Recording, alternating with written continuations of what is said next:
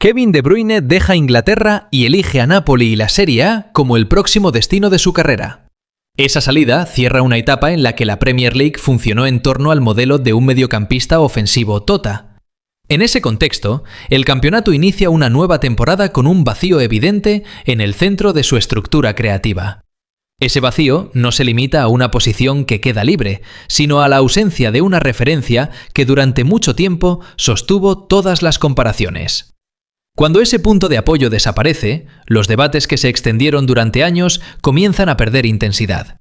Cabe destacar que la Premier League sigue contando con numerosos mediocampistas creativos, pero ya no existe un nombre capaz de obligar al resto a situarse en una comparación directa.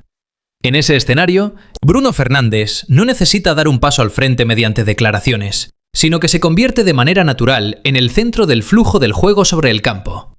Ese es el punto de partida de un nuevo orden, en el que el rol del número 10 se define por el nivel de influencia y no por la comparación constante. Cuando el orden anterior llega a su fin, la Premier League no necesita demasiado tiempo para revelar la forma de un nuevo orden.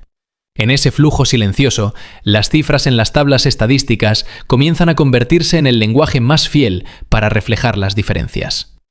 La liga sigue contando con numerosos mediocampistas creativos, jugadores que cumplen roles importantes dentro de sus propios sistemas.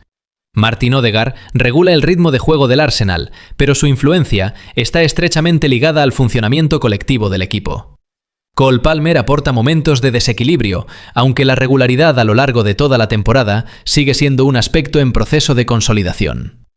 Ryan Gravenberch, el nombre señalado como una apuesta para el rol moderno de número 10, todavía se encuentra en plena adaptación a la intensidad y a las exigencias tácticas de la Premier League. Dentro de ese panorama, Bruno Fernández aparece como un punto de referencia claramente definido. Tras 24 jornadas, el mediocampista portugués suma 12 asistencias, una cifra suficiente para colocarse en lo más alto de la carrera por el título de máximo asistidor. La ventaja de 5 asistencias respecto al grupo perseguidor no responde a un efecto llamativo, sino que se ha construido de manera constante jornada tras jornada. Esto demuestra que la diferencia no proviene de un periodo corto de explosión, sino de la capacidad para sostener una influencia estable con el paso del tiempo. Al observar la tabla de asistencias, la sensación que queda no es la de una competencia ajustada, sino la de un orden que se ha ido consolidando gradualmente. Y dentro de ese orden, Bruno Fernández se sitúa en el centro, sin necesidad de proclamarse, pero con una distancia lo suficientemente clara para que el resto pueda percibirla. En esta temporada, la manera en que el Manchester United genera ventajas a partir de las jugadas a balón parado refleja con claridad un ajuste táctico deliberado. Dentro de ese contexto, Bruno Fernández ya no aparece como un mediocampista en busca de momentos aislados, sino como el jugador que controla la estructura y el ritmo de la circulación ofensiva. Si en el pasado sus huellas solían asociarse a remates de larga distancia o a incursiones en el área, en la actualidad ese rol se expresa a través de la precisión y el cálculo. Esta transición no se produjo desde el inicio de la temporada, ya que el arranque mostró a Bruno relativamente discreto en términos de asistencias. No fue sino hasta el 19 de octubre de 2025 cuando el mediocampista portugués dejó su primera marca, con un tiro libre de punto de caída exacto para que Harry Maguire cabeceara y anotara ante el Liverpool. La victoria por 2-1 en aquel encuentro demuestra que no se trató de una acción aislada, sino de una señal de un nuevo enfoque. Desde ese momento, las jugadas a balón parado del Manchester United comenzaron a generar un nivel de amenaza claramente superior. Los tiros de esquina y las faltas ejecutadas hacia las bandas se convirtieron en la base de múltiples ocasiones de peligro. Resulta significativo que las primeras 5 asistencias de Bruno en la temporada hayan llegado todas a partir del balón detenido, lo que refleja un ajuste de carácter sistémico. Casemiro, Lisandro Martínez y Mason Mount se beneficiaron de manera consecutiva de envíos con trayectorias incómodas y puntos de caída precisos. Hasta la fecha, Bruno acumula 7 asistencias provenientes de jugadas a balón parado, acercándose a registros destacados en la historia de la Premier League. Este cambio evidencia que la influencia de Bruno Fernández no responde a una inspiración momentánea, sino que se construye como un rol táctico cada vez más estable y sostenible. La diferencia de Bruno Fernández no se limita únicamente a las cifras o a las acciones a balón parado, sino que comienza por la posición que ocupa dentro de la estructura táctica. En la primera fase de la temporada, bajo la dirección de Rubén Amorim, Bruno se vio obligado con frecuencia a retrasarse o a desplazarse hacia las bandas para mantener el equilibrio general del equipo. Esta disposición reflejaba una prioridad por la estabilidad en un contexto de incertidumbre, pero al mismo tiempo reducía la presencia de Bruno en los espacios donde podía generar un impacto directo. Sin embargo, el cambio en el banquillo abrió la puerta a un enfoque diferente.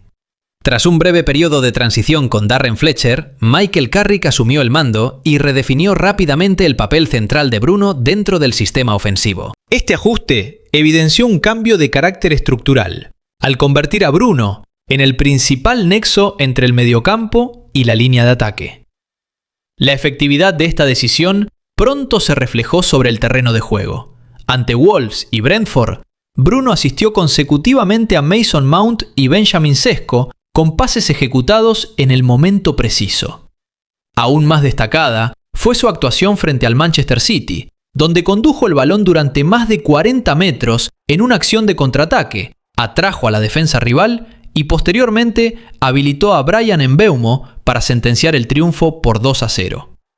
Esta secuencia de acciones demuestra que, cuando es ubicado en el lugar adecuado, Bruno Fernández no solo genera ocasiones, sino que también controla el ritmo y la dirección de los ataques decisivos. Con 12 asistencias tras 24 jornadas, el mediocampista portugués se acerca a un umbral que solo se ha alcanzado en las temporadas más excepcionales.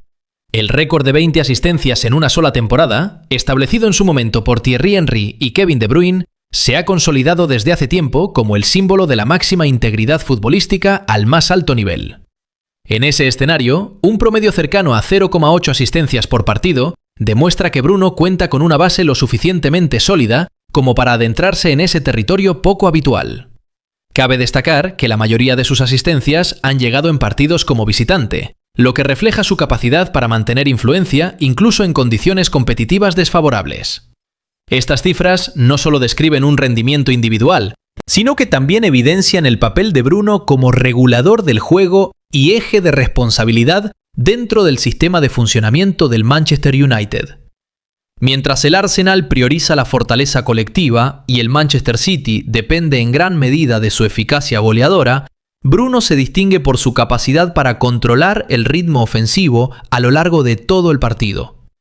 Sin embargo, su mayor valor no reside en la clasificación, sino en la manera en que el equipo recupera estabilidad a través de periodos de fluctuación. A sus 31 años, Bruno Fernández cierra el relato de la temporada no con declaraciones, sino con un nivel de rendimiento y responsabilidad sostenidos en el tiempo.